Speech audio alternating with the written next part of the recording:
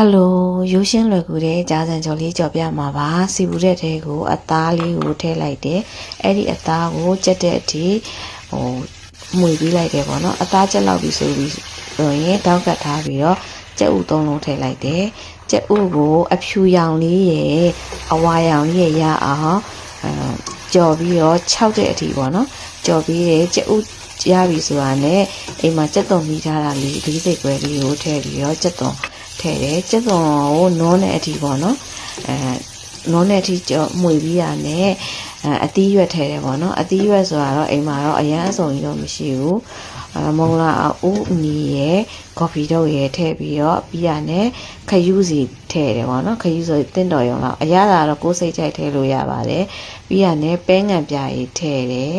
ပဲငံပြားကြီးထည့်ပြီးရနဲ့အသားမုံထည့်တယ်ပြီးရင်တကြားထည့်တယ်ပေါ့နော်အရသာတော့ကိုယ်ကြိုက်သလိုထည့်လို့ရတယ်အဲ့ဒါတွေရောသမမှွေပြီးတော့အသီးရွက်နုံးပြီဆိုရင်ပေါ့နော်ကြာစံထည့်လိုက်တယ်ကြာစံတော့ကျမကတော့ဂျုံကြာစံကိုလည်းသုံးထားတာပါပြီးတော့ကြာစံလေးတွေကိုအသီးရွက်ကိုအပေါ်မှာထားကြာစံလေးကိုအုပ်ထားလိုက်မယ်ပေါ့နော်ပြီးရနဲ့ကြာစံကို6လေးဆိုရင်သူကစားလို့ကောင်းတယ်ပေါ့နော်ကြာစံလေး6လေးထည့်တယ်ကြာစံ6ပြီးဆိုတာနဲ့တရုံနန်းထည့်လိုက်တယ်တရုံနန်းထည့်ပြီးတော့နဲ့တောင်မွေမြောက်မွေပြီးရနဲ့ရိုးရှင်းလွယ်ကူတဲ့ကြာစံကြော်ကြီးရပါပြီစားကြပါအောင်ရှင်